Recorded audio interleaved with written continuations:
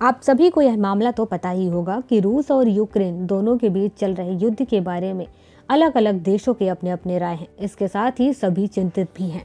हाल ही में अमेरिका ने कहा कि रूस यूक्रेन में रासायनिक या जैविक हथियारों के हमले की योजना बना सकता है।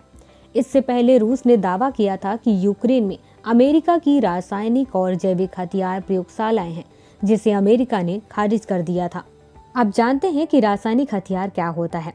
आप सभी को पता होगा कि केमिकल्स में गुण और दोष दोनों ही चीजें पाई जाती हैं, और जब इनका उपयोग किसी को नुकसान पहुंचाने के लिए या किसी को मारने के लिए किया जाता है, तब इसे हथियार के रूप में उपयोग करना कहते हैं।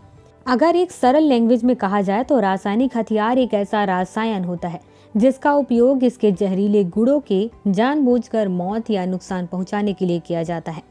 भारत द्वारा रासायनिक हथियार कन्वेंशन को लागू करने के लिए रासायनिक हथियार कन्वेंशन अधिनियम 2000 पारित किया गया था। अब हम बात करते हैं रासायनिक हथियार अभिसमय या कन्वेंशन के बारे में। यह रासायनिक हथियारों पर प्रतिबंध लगाने और निर्धारित समय के अंदर उनके विनाश की आवश्यकता वाली एक बहुपक्षीय संधि है। रासायनिक हथियार कन्वेंशन के लिए जो वार्ता की शुरुआत है वह 1980 में निशस्त्रीकरण पर संयुक्त राष्ट्र सम्मेलन में शुरू हुई थी।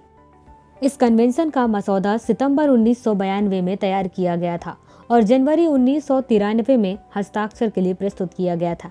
यह अप्रैल 1997 से प्रभावी हुआ। यह पुराने और प्रयोग किए जा चुके रासायनिक हथियारों को नष्ट करना अनिवार्य बनाता है। रासायनिक हथियार अभिसमय में 192 राज्य सदस्य और 165 हस्ताक्षरकर्ता देश हैं। भारत ने जनवरी 1993 में संधि पर हस्ताक्षर किए हैं। अब बात करते हैं कि आखिर जैविक हथियार क्या होता है। विश्व स्वास्थ्य संगठन के मुताबिक जब बैक्टीरिया, वायरस और फफूंद जैसे संक्रमणकारी तत्वों का इस्तेमाल जानबूझकर इंसानों को संक्रमित करने के लिए किया जाता है तो इसे जैविक हथियार कहते हैं। इनका प्रयोग करके ही इंसान को नुकसान पहुंचाया जाता है। हालांकि देखा जाता है कि इनमें से सबसे ज्यादा प्रयोग वायरस का होता है। जैविक हथियार कम समय में बहुत बड़े क्षेत्र में तबाही मचा सकते हैं। ये लोगों में ऐसी बीमारियां पैदा कर देते हैं कि वो या तो मरने लगते हैं या अपंग हो जाते हैं या फिर मनोरोगी हो जाते हैं। सवाल होता है कि आखिर कैसे हुई जैविक हथियार का प्रयोग करने की शुरुआत। जैविक हथियारों का पहली बार इस्तेमाल 1347 में मंगोलियाई सेना ने किया था। मंगोलियाई सेना ने प्लेग से संक्रमित शव ब्लैक सी के किनारों पर फेंक दिए थे। उस दौर में तेजी से संक्रमण फैलने के कारण ब्लैक डेथ महामारी फैली। नतीजा 4 साल के अंदर यूरोप में 2.5 करोड़ लोगों की मौत हो गई। इसी तरह 1710 में स्वीडन सेना से लड़ रही रूसी फौज ने एस्टोनिया के तालीन में घेर कर उन पर प्लेग से संक्रमित शव फेंक दिए थे। 1763 में ब्रिटिश सेना ने पिट्सबर्ग में डेलावेयर इंडियन को घेर कर चेचक वायरस से संक्रमित कंबल फेंके थे। इतना ही नहीं, विश्व में जैविक हथियारों का भी इस्तेमाल हुआ है।